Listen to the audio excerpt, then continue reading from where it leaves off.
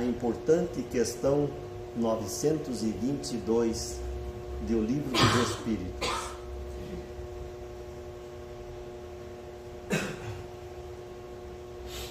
Extraído desse livro, que aliás nós temos um exemplar ainda à disposição aqui na livraria.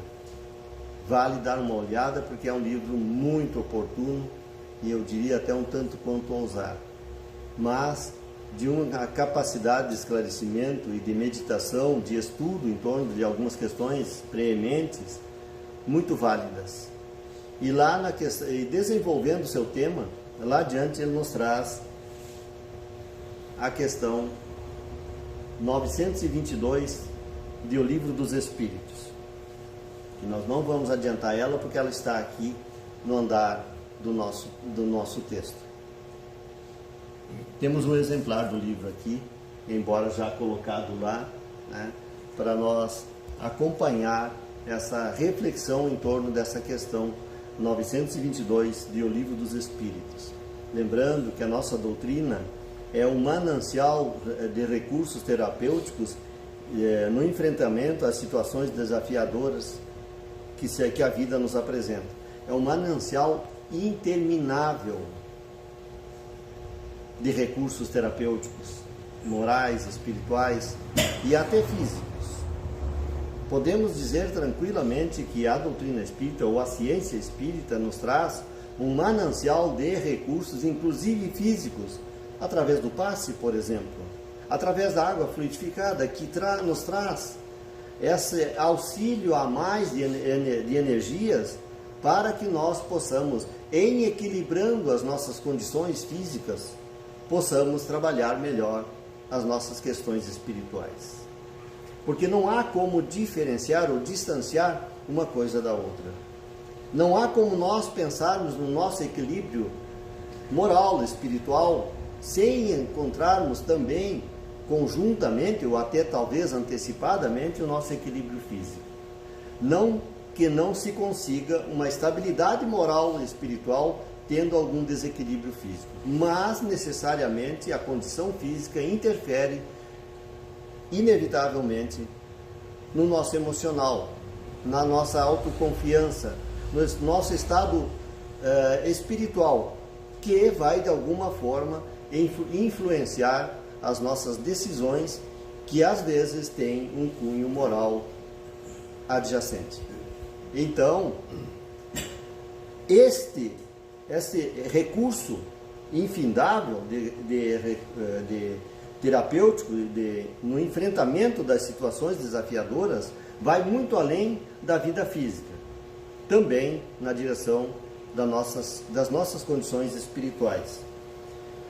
Em O Livro dos Espíritos, sendo a sua base, encontramos lá o pensamento fundamental dos Espíritos, contendo os ensinamentos dos Espíritos superiores, como base do plano dessa doutrina, desse pensamento filosófico.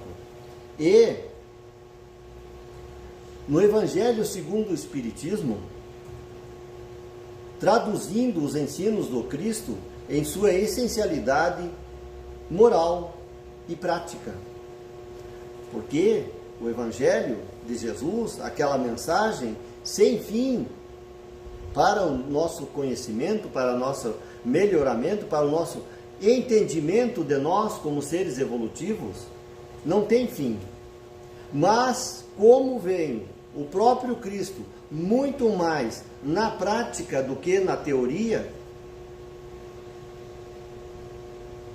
a essência do Evangelho, portanto, é também de prática de vida. Já não é apenas o conhecimento que se faz necessário, já não suporta essa possibilidade. Precisamos observar como que nós estamos procedendo e praticando, aplicando em nós mesmos aquilo que nós estamos aprendendo com a doutrina de Jesus, com a doutrina espírita, com o conhecimento espiritual e moral que nós vamos adquirindo com o evoluir do nosso conhecimento.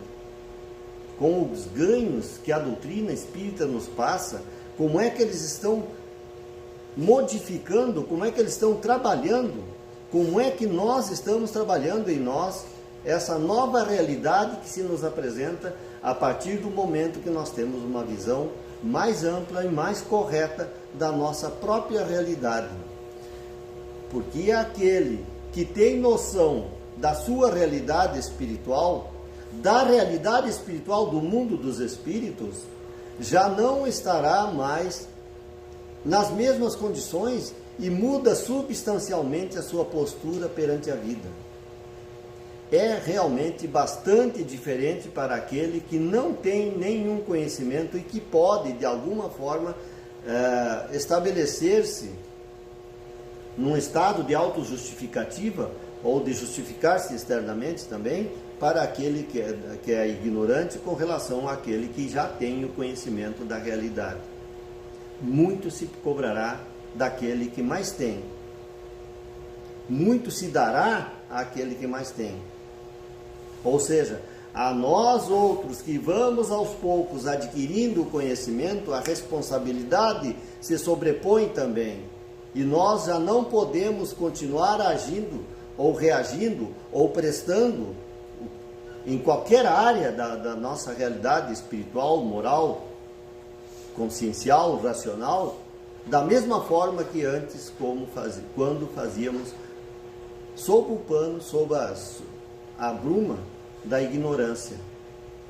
A nossa realidade é outra e nós vamos mudando necessariamente a partir do momento que adquirimos o conhecimento e, portanto, avançamos no campo da responsabilidade sobre nós mesmos. São fundamentos, referindo-se então ao Livro dos Espíritos e ao Evangelho segundo o Espiritismo, são fundamentais na busca da compreensão dos porquês da vida.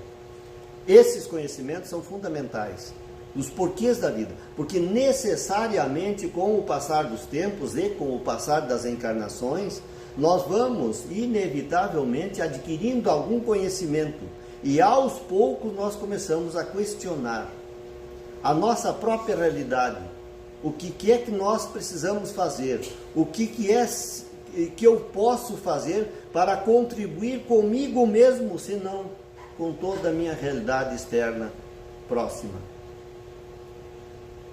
Então, na busca do conhecimento, da compreensão, nós vamos ampliando a nossa visão e vamos encontrando razões, porquês que vão fazendo a diferença. Então, a partir do momento que nós vamos experimentando, que a vida vai nos colocando em contato com essas experiências que vão acordando o nosso espírito, a nossa alma, nós vamos começar a questionar a nossa realidade e isso nos leva a buscar conhecimento. E o adquirir de conhecimento, a condição melhor que nós nos colocamos, por mais conhecer a nossa própria realidade, por mais termos conhecimento em relação a nós vamos ampliando então a nossa responsabilidade perante nós, perante Deus, perante a vida, perante o próximo, e assim nós vamos inevitavelmente evoluindo. E a doutrina espírita é fundamental. Os conhecimentos espíritas são fundamentais para essa nossa evolução. Ela é inevitável. Nós podemos até vedar os olhos. Nos é permitido, nós podemos. É de direito de cada um adquirir ou não mais conhecimento. Mas é inevitável que evoluamos, que busquemos resposta para questões prementes que a vida nos apresenta. E é automático do ser humano, pela sua própria capacidade racional, de buscar respostas. E o buscar respostas nos granjeia conhecimento. E o conhecimento vai nos obrigar a buscar mais conhecimento.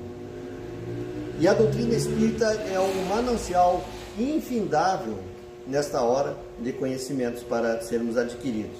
Então, são fundamentais na busca da compreensão dos porquês da vida, mesmo para aqueles que não tenham a doutrina espírita como seu fanal filosófico.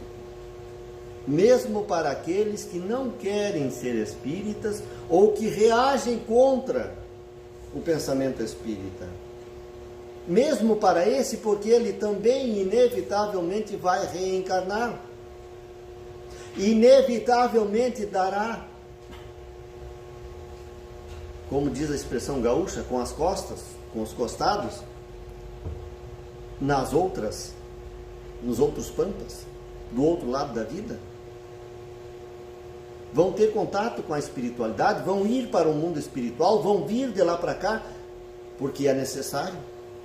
Porque é lei da vida, embora possamos não acreditar ou não querer que seja assim, a reencarnação é inevitável. Então, mesmo para aqueles que não são espíritas, ou que não querem adquirir o conhecimento espírita, ele é necessário. Porque nos traz o que é a doutrina espírita, senão a ciência que nos traz o conhecimento da realidade espiritual de uma forma racional o suficiente para nos mostrar a nossa própria realidade. Em O Livro dos Espíritos, e aqui nós começamos a entrar na importantíssima questão 922, Allan Kardec, com toda a sua perspicácia, com toda a sua agudez psicológica, mental e intelectual, nos faz essa pergunta aos espíritos, que talvez, sobre isso é um entendimento pessoal, que bem provavelmente ele não precisaria perguntar aos espíritos, porque bem provavelmente ele já sabia a resposta. Mas observou a necessidade de fazer a pergunta clara e direta para que os espíritos respondessem e ele pudesse colocar no livro a resposta dos espíritos a respeito desta questão. Mas antes ele faz uma afirmativa, que é para contextualizar e ver em que condição ele se coloca ao fazer essa pergunta, reconhecendo que a felicidade é relativa à posição de cada um. Refere-se bem provavelmente aqui à condição evolutiva que nós nos colocamos perante o mundo, perante as questões da felicidade. Então a felicidade é relativa à posição de cada um, social, espiritual, moral, evolutiva. A posição em que nós estamos, a felicidade para nós é relativa a essa condição e ele sabia disso. Deixou isso como uma afirmativa antes de fazer a interrogativa. E contextualiza ainda mais dizendo que o que basta a um reconhecendo a condição e o que se observa na nossa realidade, o que basta à felicidade de um constitui a desgraça de outro. Isso é observável, é perceptível. O que basta para a felicidade de um é a desgraça das vezes de outro, porque às vezes entra em conflito os interesses. E aí é que pode haver esse choque de interesses e ser a desgraça de outro. Ou até mesmo por questões de preferências e de gostos, o que é para a felicidade de um não é para outro. É de infelicidade até para outrem. E Allan Kardec sabia disso, mas coloca a contextualização para fazer a pergunta. Haverá, contudo, uma medida comum da felicidade para todos os homens? E quando ele coloca desta forma, ele faz nós imaginarmos a humanidade inteira, com toda a sua diversidade cultural, evolutiva, política, religiosa, de raças, todos os seres humanos, porque todos estamos na mesma realidade e, embora sob culturas diferentes, estamos com o mesmo objetivo, que é a experimentação nossa, jungido à matéria para a nossa evolução espiritual. Haverá, contudo, uma medida que possa servir nessa conceituação de felicidade, servir para todos os homens? E a resposta dos Espíritos não poderia ser melhor, e ela que é o motivo de toda a nossa reflexão desta noite.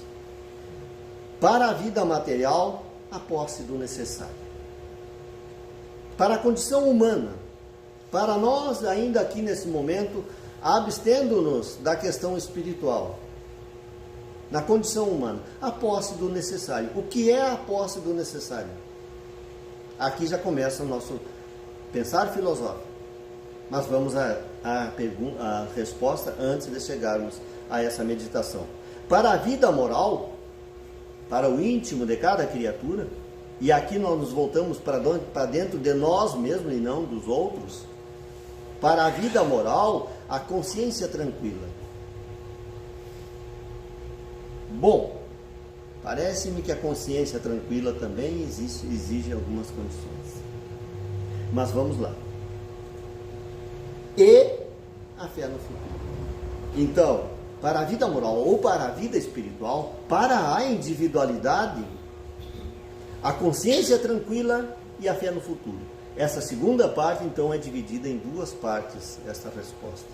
Tem duas respostas. Mas o que é a posse do necessário? Porque o necessário é tão diverso. A concepção, o entendimento do que é necessário é tão diferente de um povo para outro, de uma pessoa para outra, de uma cultura para outra, de uma nação, de uma cidade para outra, de uma comunidade para outra, de indivíduo para indivíduo. A posse do necessário, para mim, tem um sentido, mas para outro pode ser um pouco mais ampliada essa necessidade. Pode ser uma exigência um pouco menor.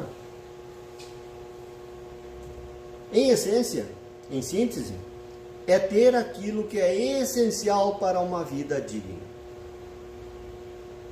Claro que isso também não define, porque o que é essencial para nos sentirmos dignos também diferencia muito da nossa com relação à nossa concepção de vida, a nossa exigência para com o próximo, para conosco mesmo.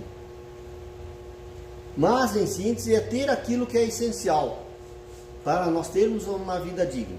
E ainda aqui, algumas dessas condições. Saúde. Para termos uma vida digna, temos que ter um mínimo de condições de saúde, de educação, formação educacional. Aqui a formação, né? Educação, comportamento, lazer, segurança, alimentação, segurança alimentar. Se usa muito essa expressão hoje em dia. A questão da segurança alimentar, alega-se que existem muitos humanos que não têm certeza se terão a próxima refeição, se terão alimentação ainda amanhã, ou no outro dia, ou mês que vem. Então, segurança alimentar é uma questão bastante preemente para a nossa humanidade hoje. E se nós não temos segurança alimentar, nós não estamos em condições dignas perante a vida. O bem-estar e assim, esses 3 pontos indicam que existem outras condições que podem ser exigidas para uma condição digna. Então, aquele que não tem um mínimo nessas áreas, não está numa condição perfeitamente digna para dizer-se feliz. E pode, a partir disso, alegar a sua infelicidade, a sua carência perante a vida. Na satisfação das paixões, julgamos sempre estar em falta. Por isso, a dificuldade nossa de estabelecermos o que é realmente essencial para a nossa dignidade pessoal, quais são os limites da posse do necessário, porque na satisfação das nossas paixões nós sempre julgamos que ainda está faltando algo. Nós sempre queremos algo um pouco melhor, de conforto, de condições de vida, de segurança, de melhores condições de saúde. Ainda há poucos comentavam sobre o nosso plano de saúde, que parece que vem medidas por aí, que vai estabelecer uma condição um pouco melhor, mas ao menos nós temos este. Tem aqueles irmãos nossos que nem esse não tem, que nem INSS não tem, ou não estão conseguindo estabelecer uma condição perfeitamente boa, mas nós, pelas paixões, pelo egoísmo, pela vaidade pessoal, não sabemos julgar os limites daquilo que é necessário, a posse do necessário para a nossa dignidade. O desejo de melhor faz parte da natureza, é natural que queiramos o melhor, não está aí o erro. O erro está na falta de senso de responsabilidade, de limite e de olhar ao próximo. Nós sempre achamos que está faltando para nós e nem nos lembramos que para o outro talvez esteja faltando ainda mais. Mas é natural que queiramos o melhor. Todos nós temos o direito de fazer com que a nossa condição melhore. É para isso que nós trabalhamos, é para isso que nós lutamos, para estabelecer uma condição melhor. O homem sensato, para ser feliz, não olha para baixo, a não ser que seja... olha para baixo e jamais olha para cima. Quer dizer, nessa primeira parte da resposta, ele quer dizer àqueles que estão numa condição ainda inferior. E não para aquele que está numa melhor condição, no sentido da inveja daquele que está melhor. A não ser que esse olhar para o alto seja para elevar a alma em uma prece. O homem sensato não olha para aquele que está em condição melhor com um olhar de inveja. O homem sensato não olha para baixo no sentido de ver aquele lá está pior do que eu, mas para ver que ele ainda está numa condição relativamente boa. Que é o que nós podemos fazer. Nós estamos numa condição relativamente boa. Isso, a sensatez, faz com que nós venhamos a observar e lutar para resolver as nossas questões. O mais rico é o que tem menos necessidade. Aqui já é filosofia de vida. O mais rico de nós é aquele que tem menores exigências com relação à vida e que sabe se satisfazer com o que tem e que sabe agradecer o que tem e que reconhece que aquele outro tem o direito de estar numa condição ainda melhor. Portanto, o mais rico não é o que tem mais posses. Essa é uma visão humana, portanto limitada, da nossa realidade. O homem mais rico é aquele que não sente essas necessidades além do que realmente precisa. E em que consiste a consciência tranquila? É outra questão relativa a cada um. Mas nós podemos estabelecer alguns parâmetros, algumas exigências, pelo menos com relação a nós mesmos, como, por exemplo, seguir a lei de Deus. As normas estabelecidas para uma evolução espiritual, para termos a consciência tranquila, nós não podemos fazer aos outros o que nós não queremos que eles façam para conosco. É a medida mínima. A lei áurea, como comentávamos em uma outra oportunidade aqui mesmo. A lei áurea da vida é essa: não fazer aos outros o que nós queremos, não queremos que eles nos façam. É um parâmetro justo, porque nós queremos o melhor para nós e nós estamos aqui trabalhando exatamente para isso, e é por isso que nós viemos ao Centro Espírita, para buscar uma condição melhor para nós, que é o nosso direito. Não fazer aos outros o que nós não queremos que os outros nos façam, complementando. E ainda mais, fazer ao próximo conforme nós queremos que eles façam para conosco. Fazer, tomar a dianteira, ir ao encontro. Ter a iniciativa de fazer méritos. Não é apenas querer, é estar ativo na ação, criando méritos. É fazer ao próximo tal qual nós queremos, esperamos que ele venha no futuro a fazer para conosco. Porque como nós vamos cobrar de alguém, que quer que seja, se nós não damos o mínimo de nós? Respeitar o direito do outro na mesma condição. Não fazer o que não se quer, fazer o que se espera que o outro faça e ainda respeitar os direitos dele de não fazer se não quiser, tal qual eu estou fazendo, tal qual eu espero que ele faça. O seu direito de ser e de pensar diferente. A necessidade para uma consciência tranquila a condição mínima é de respeito ao direito do outro. E ele tem o direito, sim, de errar, de ser errado ou de pensar da sua forma, porque quem sabe se lá na sua consciência ele não acha que está fazendo certo, o que é correto. Como saber? Aceitar as provas e experiências da vida com resignação. Aquelas coisas que não está em nós a solução, nós temos que entender, aceitar, resignadamente. O que não é de nossa solução, só a resignação mesmo para nos manter com uma certa condição mínima de tranquilidade. Compreender que as leis divinas são sábias, justas e misericordiosas. Precisamos alcançar essa compreensão. Precisamos conscientizar-nos que às vezes nós não compreendemos, mas as leis divinas são justas.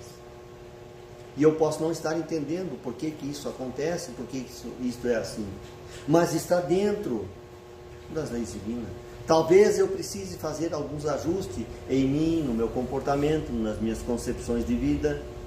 Talvez eu precise ter um pouco mais de paciência para deixar as coisas se resolverem, mas aceitar com resignação. Enfrentar as dificuldades com coragem, paciência e força de superação. Aqui entra a resiliência, capacidade de superar-se, mesmo diante das dificuldades. Fazer o que nos compete. Nunca esperar que alguém faça, que o santo me salve, que o governo baixe uma lei, que a polícia esteja presente.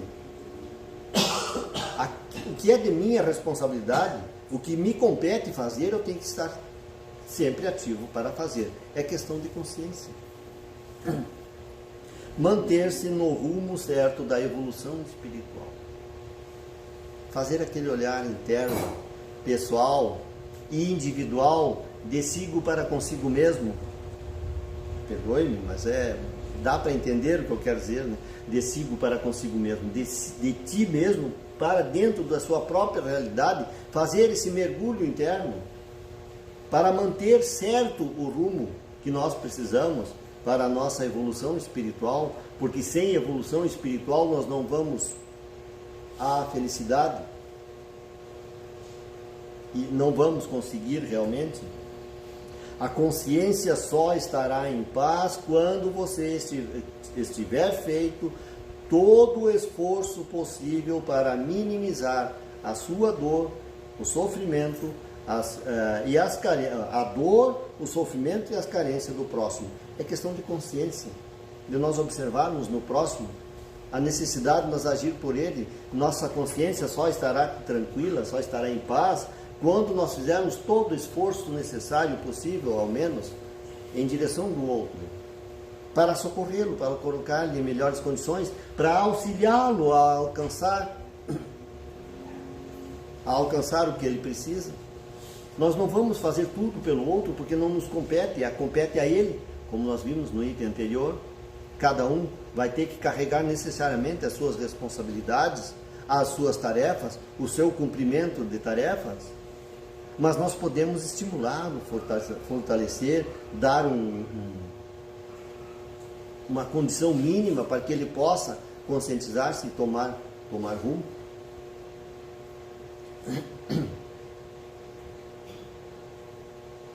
Como entender a fé no futuro? Fé é confiança, é fidelidade a um princípio, a algo. Para definir fé, para termos ideia de fé no futuro, precisamos começar definindo o que é fé. Fé é fidelidade. Você acredita ou não acredita? É muito mais do que isso, simplesmente acreditar. Mas como ter fé no futuro se o futuro não existe? Não se diz logo ali que o passado já passou e que o futuro não existe, que temos que pensar no presente? O futuro não existe, ou o futuro existe? Prestemos atenção nesse aconselhamento. Ele tem um objetivo a ser alcançado, e não é sem razão de ser que se diz que não adianta pensar no passado, porque o passado já não existe mais, já se foi, e que o futuro não existe, que temos que pensar no presente. Tudo bem, está certo. Há uma razão de ser para esse pensamento, para esse princípio. Mas o passado nunca deixa de existir. Pode cair periodicamente em esquecimento, mas não deixa de existir e de influenciar a nossa realidade presente. O passado fez o que nós somos hoje. O passado está presente, sim. O nosso presente é resultado do passado. E é no nosso presente que nós estamos construindo o nosso futuro. Quem não tem um objetivo mínimo, a curto, a médio, a longo prazo, não sabe onde vai. Não tem por que estar vivendo, por que lutar, por que transformar-se. Não tem pelo que fazer. O futuro existe sim e está hoje, nas nossas mãos. Como que o futuro não existe? Se eu tenho ele aqui agora. E aliás, o que eu estou fazendo aqui agora é semente para o futuro. Então sim, eu estou trabalhando no meu futuro. Portanto, o futuro está no presente sim. Salvo o melhor entendimento. Estou externalizando uma conclusão quase que pessoal. Mas há uma certa razão para pensar no futuro. E a fé no futuro, portanto, sim, faz parte desse processo de construção da felicidade. Quando eu enxergo um futuro, quando eu tenho uma esperança firme em algo que está mais adiante, sim, eu estou construindo a minha felicidade. Porque se eu tenho a incerteza com relação ao futuro, como ter paz e tranquilidade aqui e agora? Como que eu vou resolver os problemas do passado que estão presentes se eu não acredito no amanhã? Se eu não vejo depois? Pelo que eu vou resignar-me se não tem pelo quê? É exatamente esta confiança que o Espiritismo nos ajuda a conquistar quando nos comprova.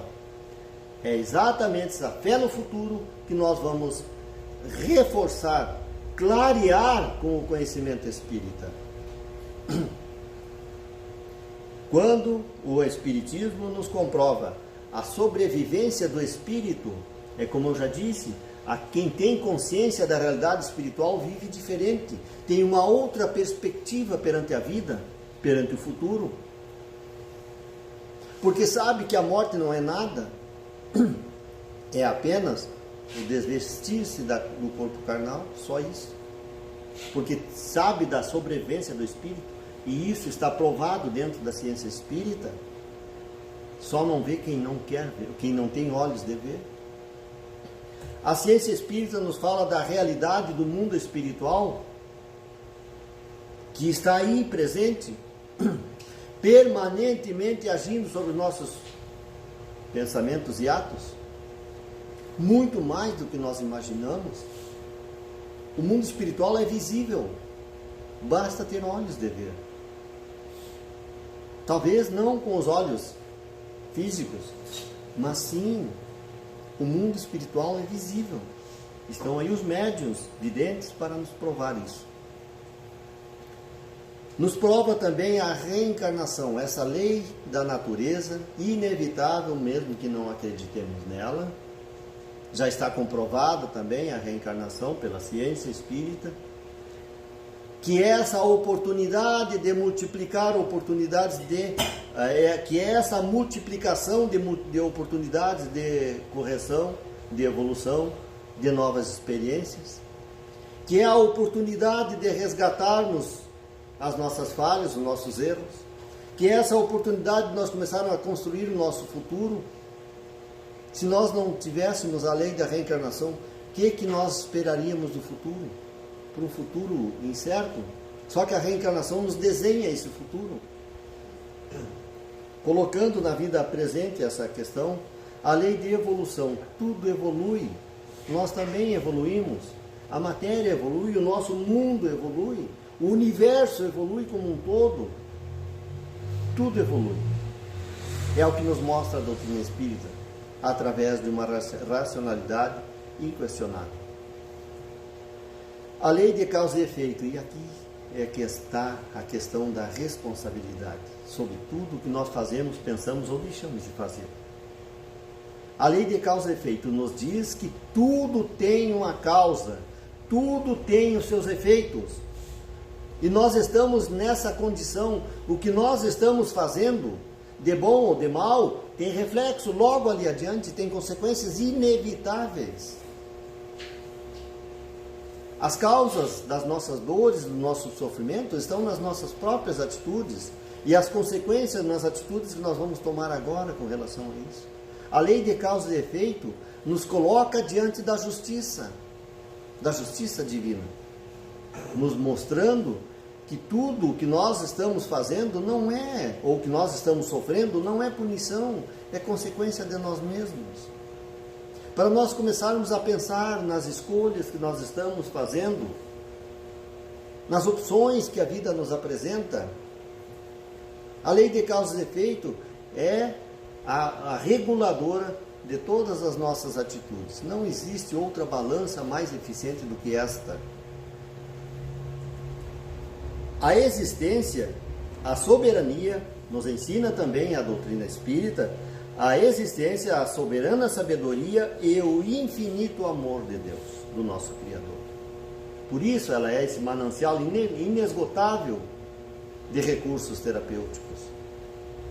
Porque ela nos ensina essas leis tão importantes, a sobrevivência do espírito, a sua realidade do mundo espiritual, a reencarnação com suas múltiplas oportunidades de correção, a lei de evolução, a lei de causas e efeitos, a existência de Deus, a sua soberana sabedoria e o seu infinito amor, que nós não conseguimos mais sequer colocar a menor sombra de dúvida a partir do conhecimento que a doutrina nos coloca ao alcance dos olhos. Somos construtores da nossa própria história, como já dito. Nós somos hoje o que nós fizemos de nós nas outras oportunidades. Colhemos o que plantamos. Nós colhemos o que plantamos. E plantio e colheitas são as duas faces de uma mesma moeda. Plantio e colheita quer dizer, nós vamos colher exatamente o que plantamos. Moralmente, espiritualmente falando. Compreendemos em plenitude como funciona a justiça divina. Essa compreensão é que nos vai dar a condição de consciência. A fé no futuro consiste em fazer o melhor com a plena certeza do resultado das suas ações. A fé no futuro consiste então nessa certeza que nós temos do que nós estamos fazendo, quais são os resultados logo mais ali adiante. Portanto, meus queridos irmãos, a medida comum da felicidade para todos nós é, para a vida material, a posse do necessário, mas para a vida espiritual, para a vida moral, a consciência tranquila e a fé no futuro. Esta é a condição necessária para a felicidade que tanto precisamos encontrar. Que Jesus nos inspire, que os bons espíritos nos inspirem sempre e que nós não deixemos para depois as nossas decisões mais urgentes que se fazem necessárias. Que assim seja.